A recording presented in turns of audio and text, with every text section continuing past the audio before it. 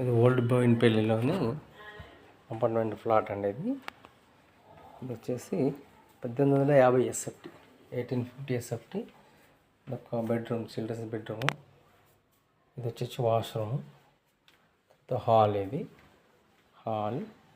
ఇది open kitchen. ఇది open kitchen.